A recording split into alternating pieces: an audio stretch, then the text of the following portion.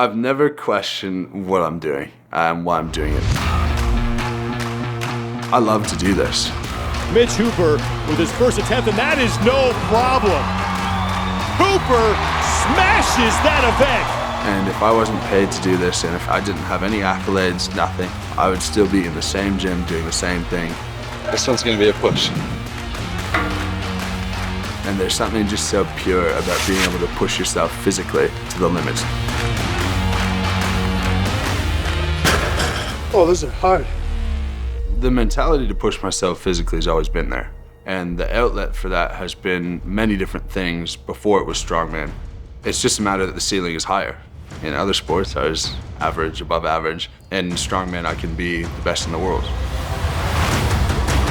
Mitch Hooper could be the new leader here, and he will do it! Hooper finishing strong. This is my first year on the professional strongman scene, and thus my first year experiencing everything to do with the Arnold Strongman Classic. Thinking about the guys who have won that in the past, it's really one of those that it's impossible to dispute the person who won was not the strongest. That title is so iconic.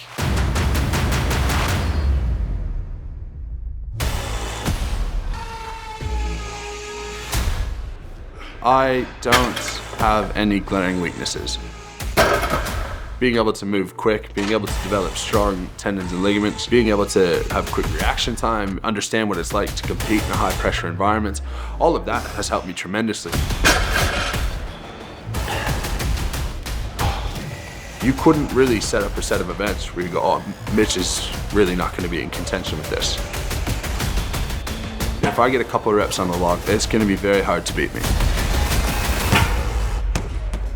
I reckon there's 4 guys who will definitely do 195. Yeah. Trey, Bobby, Yeah. Luke, and probably Matej, as long as looking good. For me, I can get almost any weight of a log up to there. Just that little bit smaller.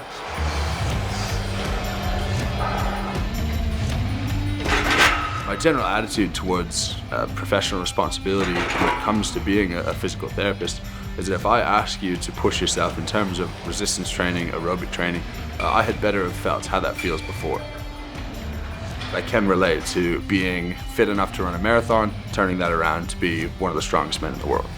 So when it comes to this in relation to strongman, it's a lot of the same stuff. Push, pull, carry, hinge, squat.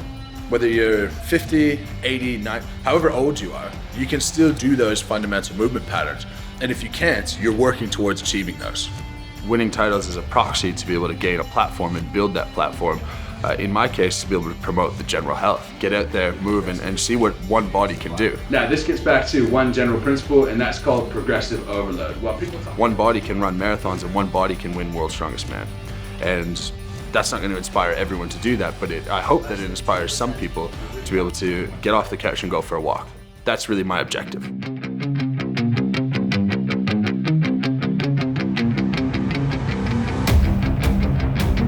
My athletic history helps me in a lot of ways. When it comes to things like Wheel of Pain, with a history in American football, I've literally been doing the Wheel of Pain for ages and ages, and now it's just putting it into an inanimate object rather than an opponent.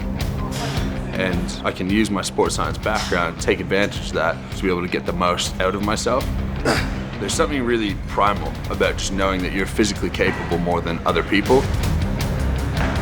Just simply being able to look yourself in the mirror and say, I am better objectively than I was a month ago, a year ago, or even a day ago. It's so powerful.